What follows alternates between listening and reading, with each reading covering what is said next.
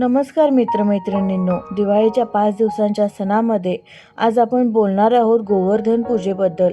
या पूजेचं महत्त्व काय आहे आणि आपण का करतो? चला तर मग जाणून घेऊयात. पूर्वी गोकुळातले लोक दरवर्षी इंद्रदेवांची पूजा करून त्यांना प्रसन्न करत असत. पण श्रीकृष्णाने सांगितलं, इंद्र नव्हे, आपल्याला जगवणारा गोवर्धन पर्वत हाच खरा पूजनीय आहे. कारण गोवर्धन आपल्याला गवत, पाणी आणि जनावरांसाठी आसरा देतो.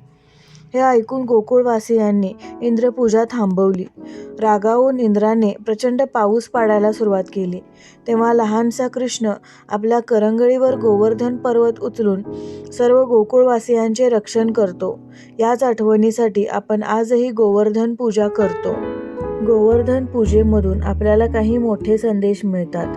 निसर्ग आणि पर्यावरणाचे महत्त्व, जनावरांचे पूजन आणि त्यांच्या उपकारांची जाणीव, अहंकाराचा त्याग आणि भक्तिभाव, आणि सगळ्यात खास म्हणजे अन्नकूट म्हणजेच विविध पदार्थांचा मोठा नैवेद्य अर्पण करणे.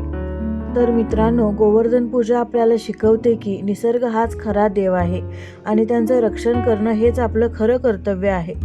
तुम्ही गोवर्धन पूजेला काय काय विशेष करता मला कमेंटमध्ये नक्की सांगा. आणि व्हिडिओ आवडला असेल तर लाईक, शेअर आणि सबस्क्राईब करायला विसरू नका.